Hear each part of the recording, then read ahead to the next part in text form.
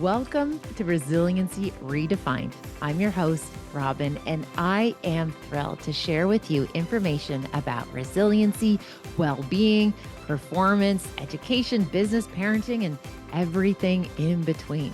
I'm committed to joining you each week to talk about these big ideas and bring them into action, habits, tools, strategies, tactics that allow us to finally uncover what it takes to truly be well. And I'm just so excited that you're here. On today's episode of Resiliency Redefined, I have to tell you, this feels like a grown-up conversation.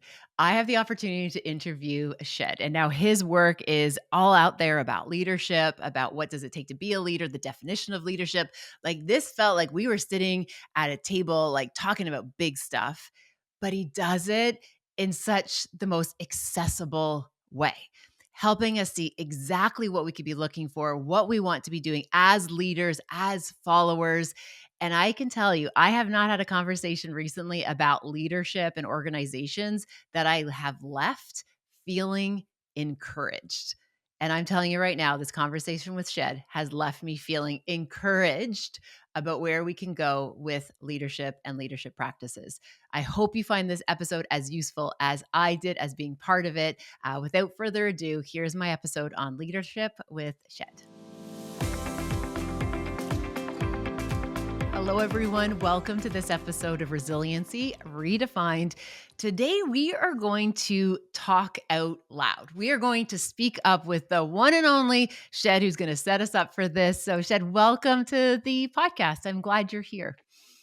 Thank you so much. Delighted to finally meet you. I've heard your name so often, and so great to be here with you and with your audience. Oh, I appreciate that. So, Shed, for folks who haven't had a chance to come across your content yet and your great work in your books, tell us a wee bit about you and some of the good work that you're up to these days.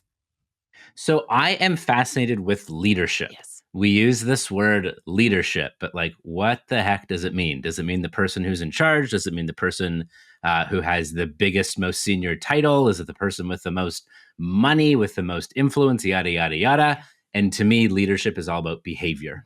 The only requisite of being a leader is people who choose to follow. Right. And so, what then are the behaviors that have people follow? So that's my sort of fascination, and as well have people follow for the long term and not just temporary. So my first day on my first corporate job ever, 1,000 people were let go post merger, and I was like, "What's going on?" And that was a very tumultuous beginning. And I saw firsthand folks who weren't the most senior, but who were definitely displaying leadership behaviors. Yeah. And I also saw people who were very senior who were not displaying the best leadership behaviors and were practicing the not so fine art of leadership. And so that journey led me to Simon Sinek's work, Yes. and I fell in love with Simon Sinek's work. And right time, right place, got to join Simon for more than a decade on his team. Wow. And was part of building his team, which was fantastic. I was the fourth person to join way back in 2011. I still do a little bit of work with Simon's team as an associate, but the focus of my work now is what does it mean to create a speak up culture where folks feel that it is psychologically safe and worth it to use their voice, and how do we have thriving, healthy, strong cultures and ones where leaders behave in a way that's worth following. Oh my goodness. Shed, I just want to say, please take it away. I like that is such a remarkable kickoff to this conversation. There's so many threads that I want to pull and braid together. But again, there's just so many pieces that as a behaviorist, the fact that we're actually talking about behaviors that we can see, we can count, we can measure, we can operationalize, we can encourage, we can teach. Wow. So I am all Yes. in already in this conversation. And again, just that recognition of that leadership in terms of, kind of what we do day in, day out, and it being so much more than the titles, it being so much more than the office floor location. We're talking about like what the actual like ecosystem looks like within it, and then we can operationalize it. So we are destined to be friends. I am sure of it. So thank you so much for that kickoff. And again, let's just like, where do we even begin? Because right now, it doesn't feel like a really awesome season for leadership. Yeah, and it hasn't been for some time, it feels like as well. Yeah.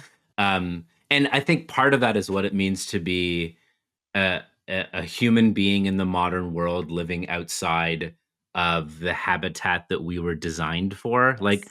we're a community-based tribal species. Yes. We're supposed to be living in groups of 150. Yeah. As soon as we grow beyond that, we're supposed to split up into two groups. Like Yeah. that's our wiring, Mhm. and I think no amount of software upgrades are going to change that fact. And so we're living in a time of scale, and human beings in scale don't really work. Yeah. I think it leads to a lot of abstraction. So you get a lot of leaders making balance sheet and Excel sheet decisions rather than human based decisions. Yeah. Um, we could start with like the good news and the bad news of my most recent work, Yes. trying to answer this question: Yeah. what is leadership? Yeah. Okay, Let's do it. so Jump in. Yes. Take it so away. okay, Shed, take it so away. so this is the most recent work that I've done. So it isn't all wrapped up in perfect. No, none of it is, because it's all an evolution. But if we are to talk about what does it mean to be a leader, shouldn't we have like a common working definition? Mhm. Like kind of hard to do well at something if we don't at least agree upon.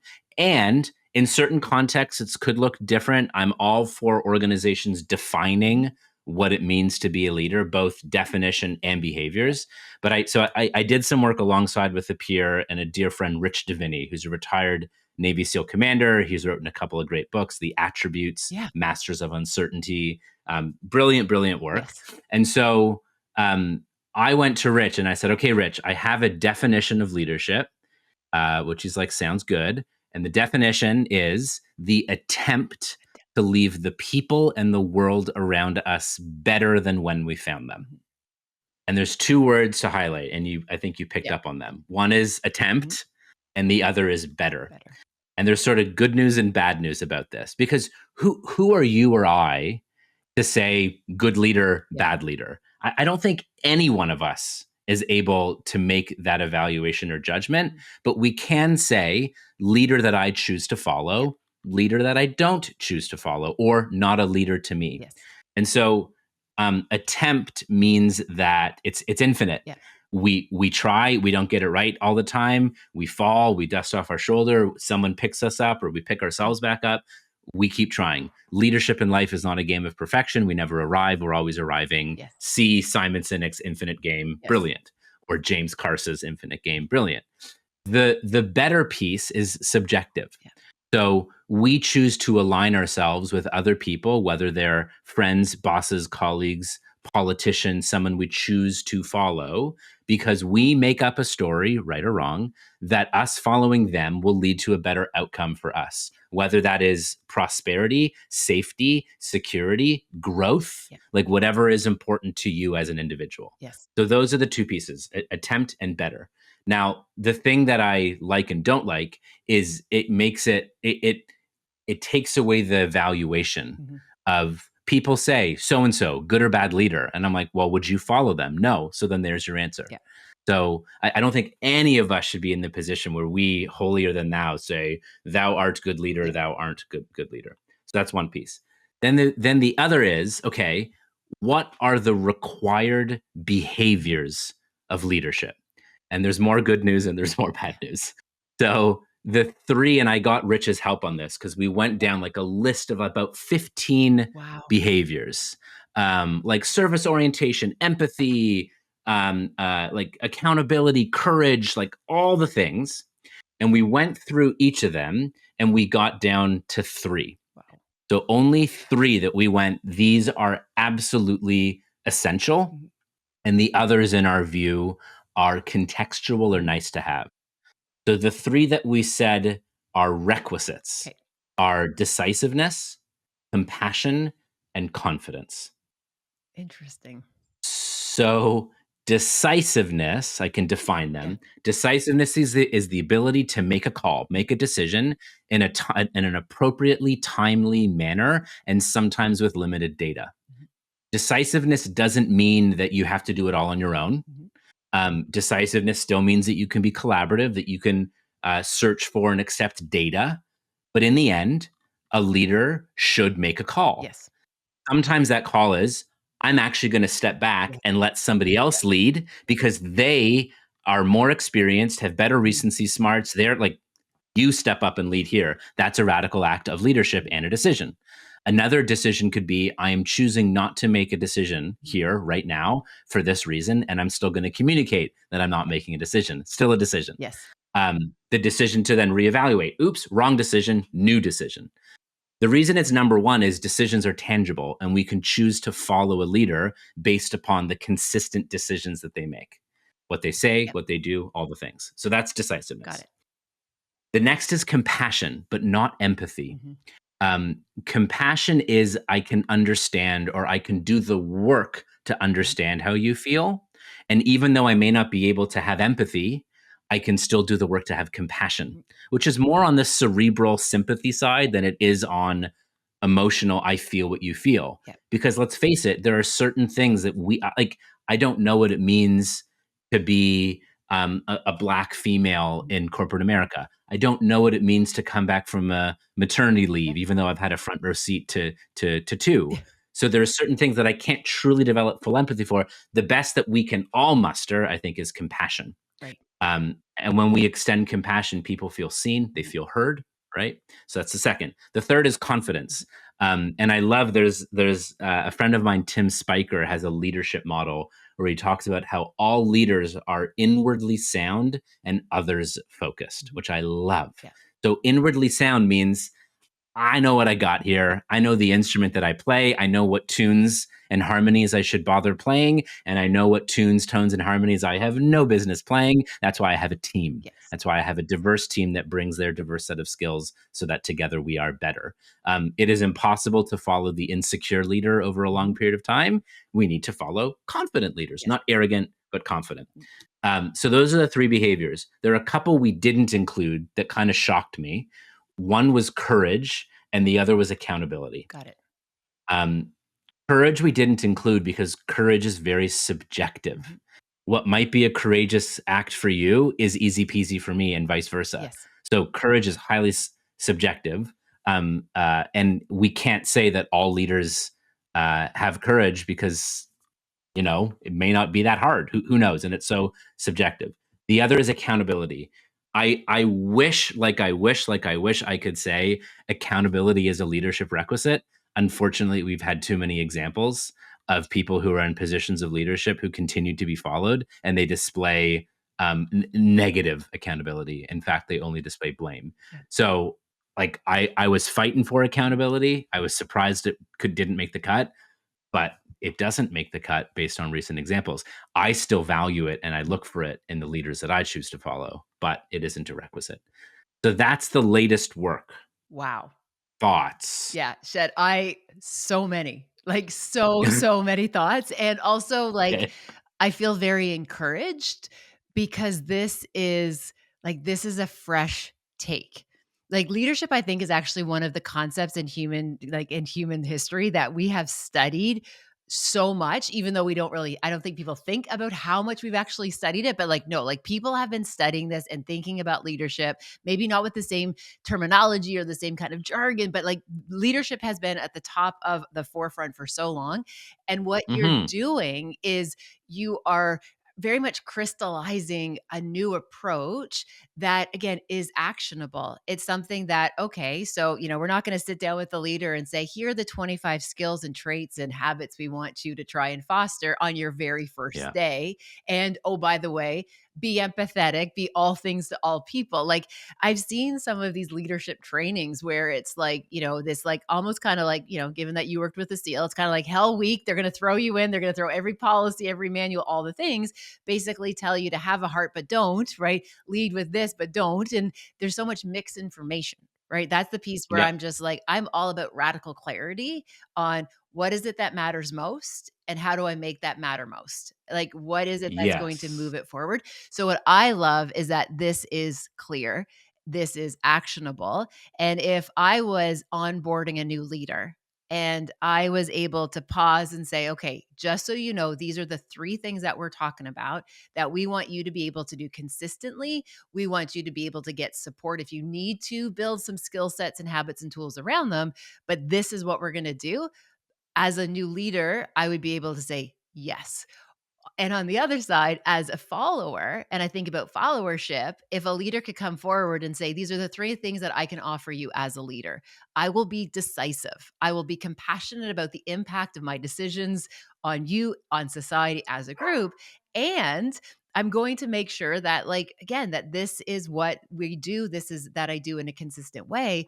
I think that is like so important. And I also love taking out some of the subjectivity because I get so hung up when people are like, "Oh, it's about charisma." I'm like, "Ew, stop Oh, talking no. about charisma in We've done 2025." so much damage by putting Exactly. charisma on a pedestal. Yeah. We Exactly. have far too many narcissistic leaders because we've confused charisma with leadership. Absolutely. So just to hold space to say thank you for bringing something into the conversation that isn't just saying it a different way.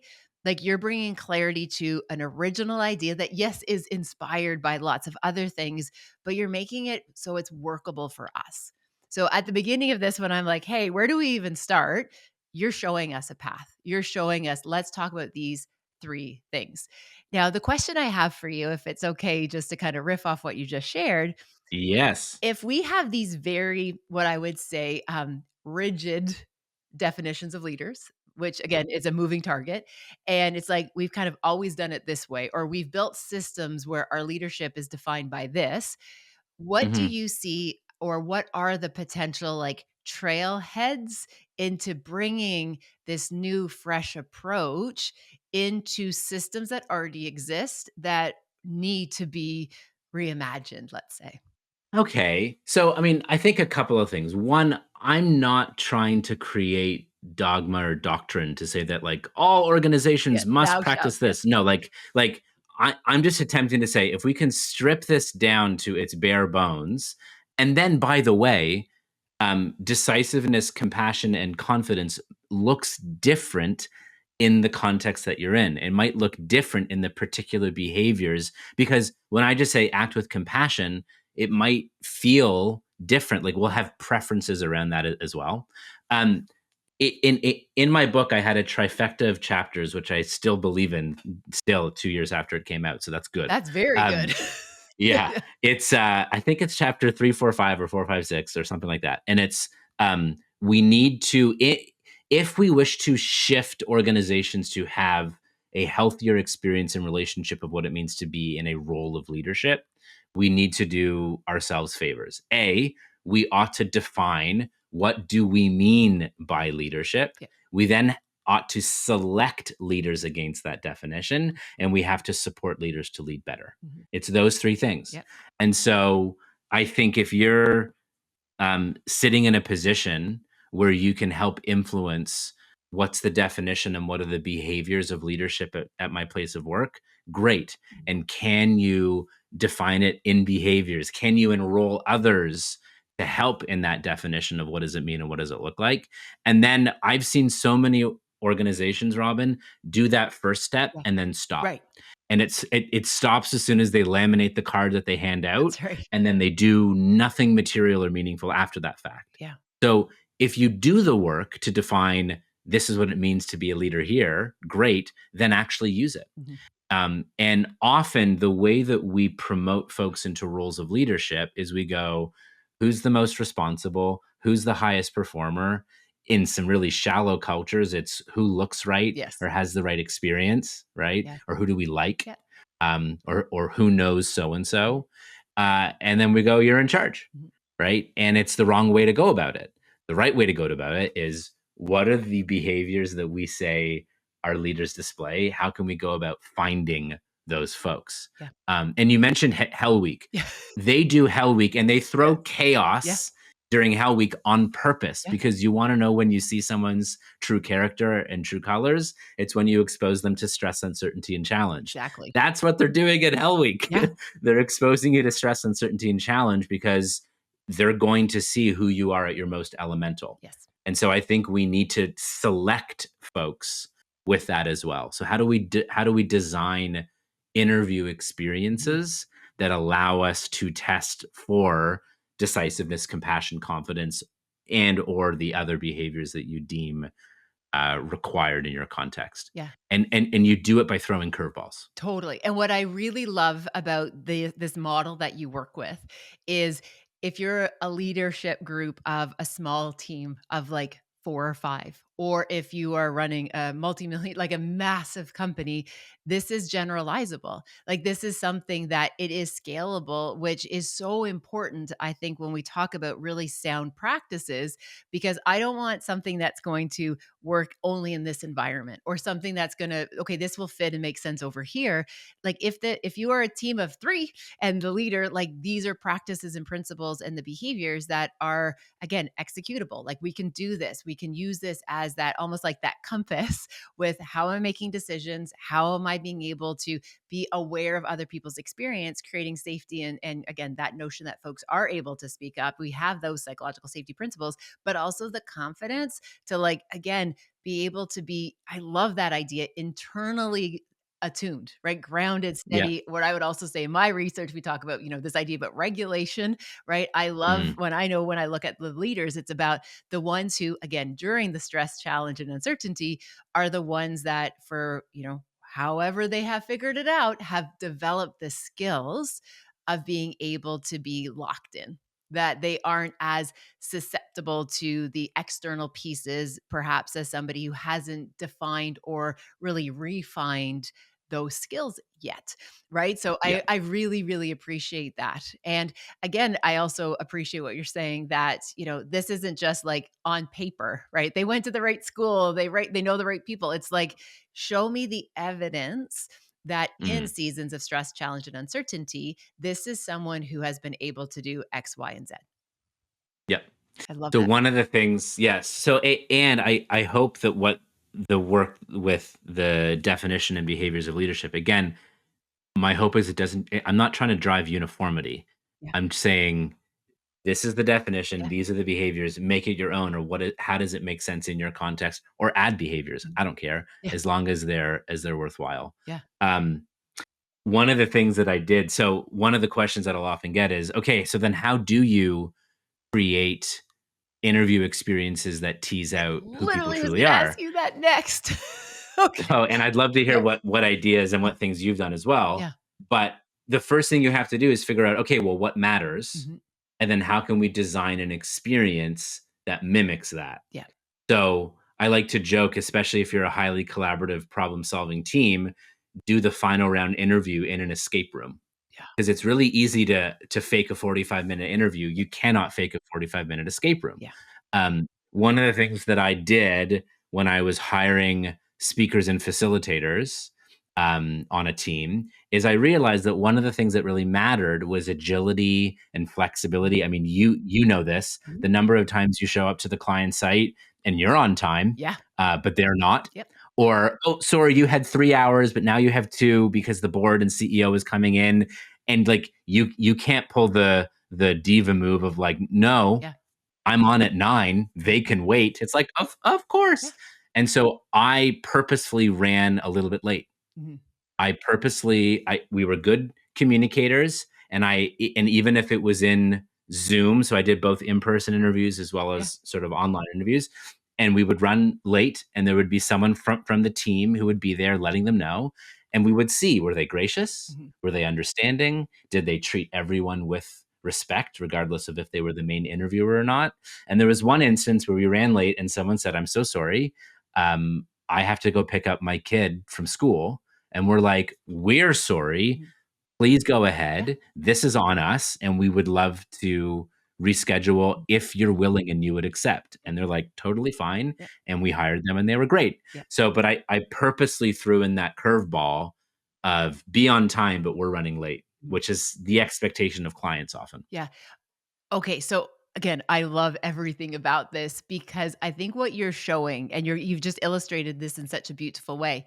Like, theoretically, we can answer those, "What would you do in a behavioral scenario?" type of a question. Like, we all Yep. are fine-tuned enough with our skill sets to be able to kind of, say the right things at the right time in the right way. I love this idea of like, this isn't theoretical, like, this is in real life. This is practical. We're going to actually give them some of the misinformation, again, in a respectful, ethical way. We're going to do this in such a way so that way we can get a true picture and we can accelerate the knowledge and the knowledge transfer because we're accelerating. We'd have to wait till we're 6 months in before we realize this person is wildly rigid versus we're Hmm. getting right to it. And I also love the fact that there was that mutual respect. So, person says, "Hey, I get that you're late. Super cool. I got to go pick up my kid. We need to kind of, let's redo this." Like the fact that that was also respected, because to me, that's what's so important is that this is a relationship.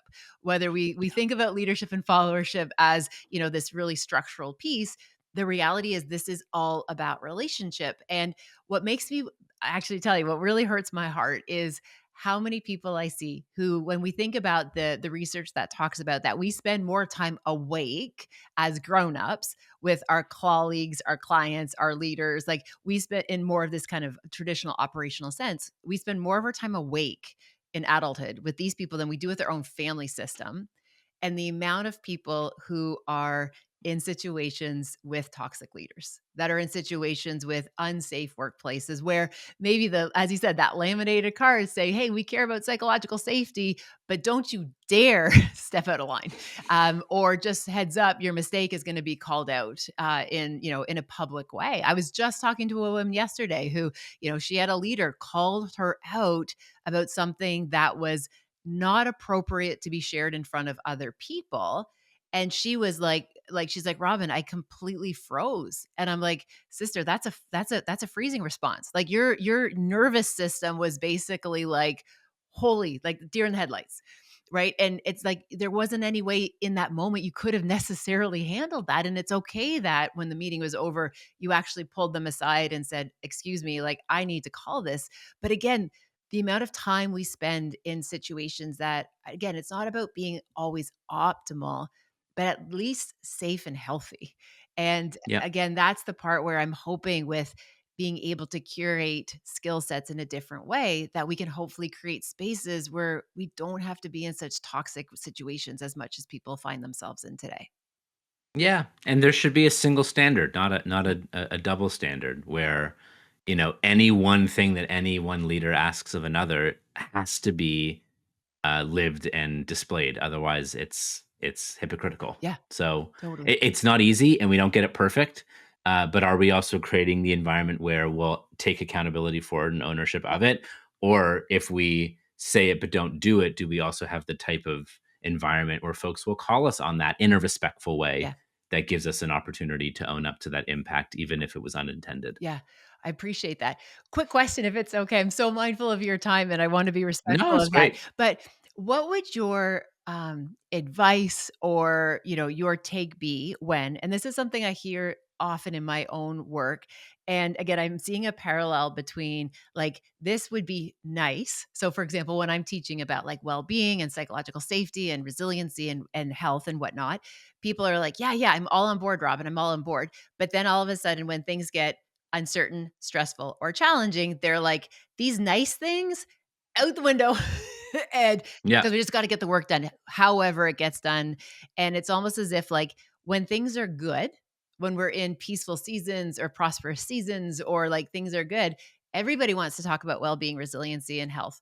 When things like when we need them the most, it seems as though they get pushed to the side as, like, those would be nice to haves, but they aren't actual. I'm not sure if my question Yeah. is very clear, but I see Yeah. a parallel with, okay, let's hold, leaders to this standard. Again, not in a, necessarily a completely standardized way, but let's say that this is how we want leaders to operate.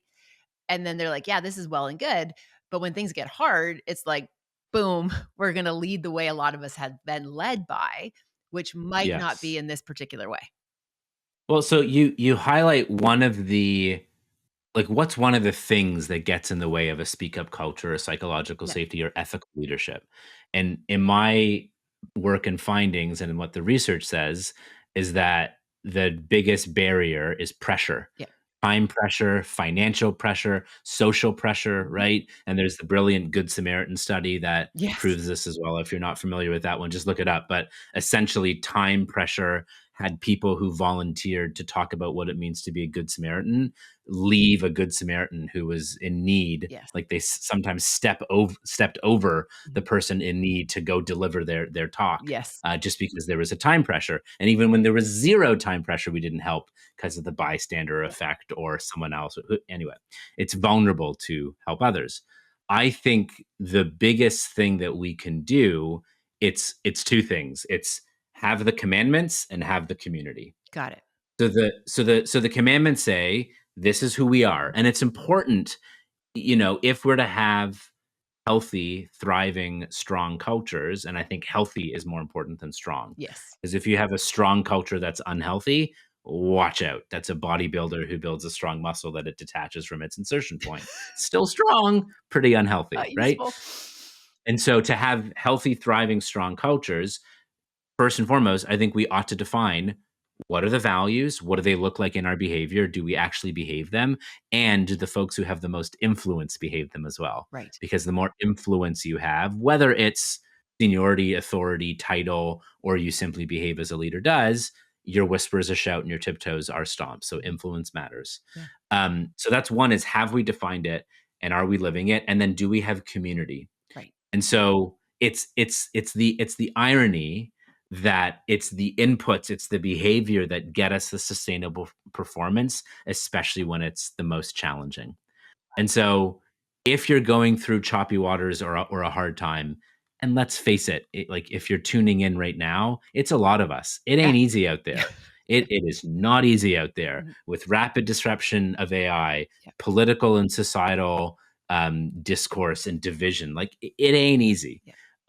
And I think the perfect time to find opportunities to behave and practice this stuff is when those waters are rough. Yeah. And to go, there are a lot of headwinds, but how do we still perform, lead, build relationships internally and externally in a way that still follows these commandments that we all agree to? Yeah. These set of values and behaviors. So um, I think it serves to have them tangible and be articulated, Mhm. and then it serves to have community around them and to say, I don't know the perfect way to do this, but we still have to do this in a way that we're proud of after. Yeah. Well said, my friend. Well said. Thank you. Oh my goodness, Shed, Thank you. I could talk to you for days, and that's what I always find my favorite conversations. It's just like, oh, we are just scratching the surface. There are so many questions I want to ask you, so I would love to be able to invite you back again. But one of the questions that was left behind for what we kind of do this wellness relay, if that's okay, that I can share that forward, is, and Yeah. again, I think It's it's like buying someone their Tim Hortons cup of coffee when you're in drive-through. Yes, I love it. Keep going. exactly. Yeah. Oh, I Yeah. absolutely love that. I absolutely love that. So the question that was kind of left behind was what was the last book that you purchased, Mm. whether it's fiction or nonfiction? What was one of, or not the last, but let's just say one of the last books. Yes. And again, like, and maybe something that maybe surprised you, or something about something that you've read recently or come upon recently, let's say, that surprised you. For books, I have two. One, I just received a copy of Claude Silver's new book. Oh, She's the chief heart yeah. officer at Gary Vaynerchuk's Yes. company. It's called Be Yourself at Work. Yeah. So that one comes out in a month. Very cool. So I'm cracking into that one. And then I also I met someone, another facilitator. It just arrived yesterday, but I haven't read it yet. And it's a book about peace. And I think it's called Sophie Speaks Out. Let me see if I'm right Oh. about that. Yeah, Sophie Speaks Out. Dire warnings, massive job loss from self-learning computers, international robot wars that take over by AI, and how to prevent it. So I'm gonna Love dive it. into I'm gonna dive into that one Oh, because he said he's outlined a framework for peace, which, Oh, I'm kind of up for that. I'm up for that too. Well, we'll make sure to put those in the show notes to give shout outs to those authors as well. And anytime you put books out into the world, I know I feel like we hold like all the space for like artists. Like a dear friend of mine, Peter Katz's a musician, and we rally around music because it's so vulnerable. And I have these moments where I'm like, personal development is vulnerable too, everyone. Like we are bleeding on paper. So anytime I could support a fellow author, those are two titles we'll make sure to put in the show notes. In addition to your book as well, Speak Up Culture. Thank you. Shed, this has been a gift, and I am so appreciative that there are people like you that are doing this important work. So thank you. I hope we'll have you back again, and I appreciate everybody tuning in. So take good care. I'll catch you next time. Thank you for spending time with this podcast episode today. I hope you found something helpful in Resiliency Redefined. Please feel free to share it with somebody who you might think could benefit. Maybe there was something useful, something in particular that you think you could pay forward. Also, if you have a moment, please feel free to rate and review this podcast wherever you like to listen to your podcast. It means the world to me. And again, thanks for your time. Thank you for your interest. Take good care, and I'll see you next time.